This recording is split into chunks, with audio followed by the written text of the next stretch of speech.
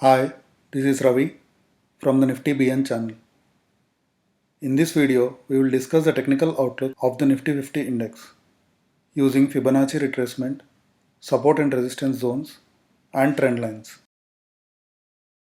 We are looking at the daily chart of the Nifty 50 index.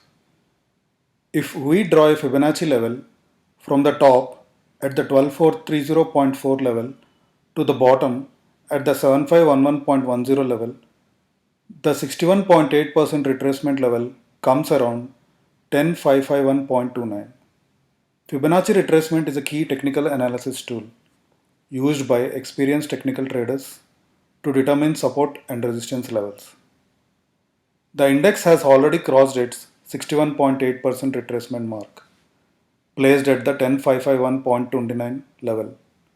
The next logical level will come at the 78.6% retracement mark, placed at the 11377.75 for the index. Nifty has posted a number of doji candles of late on the daily chart, which is a sign of the indecisiveness within the market participants.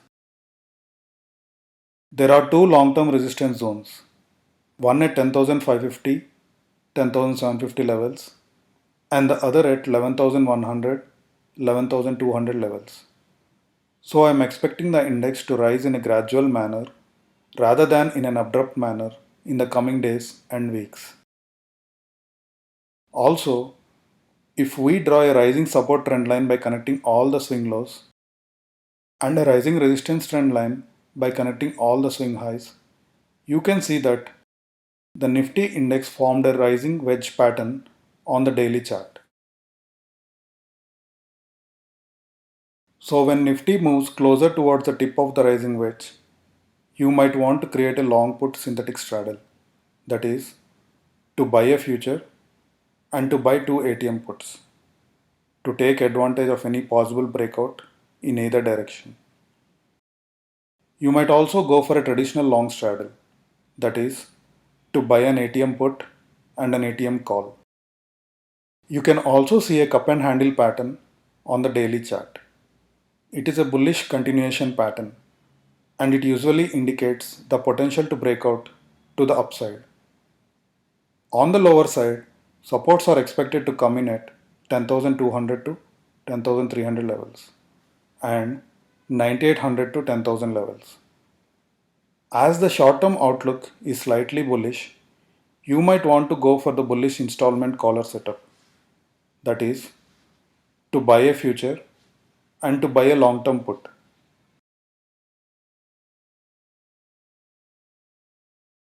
And to finance the long-term put, you might want to sell near-term call options at or above the strike price of the long-term put.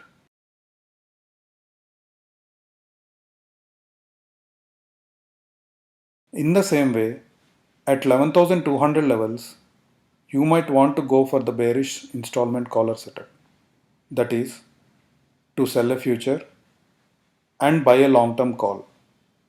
And to finance the long-term call, you might want to sell near-term put options below the strike price of the long-term call.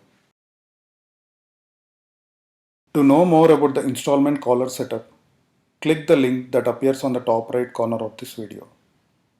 You can also find the link to the video in the description. Thank you for watching.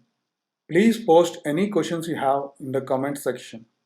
Also, do not forget to like the video and subscribe to the channel.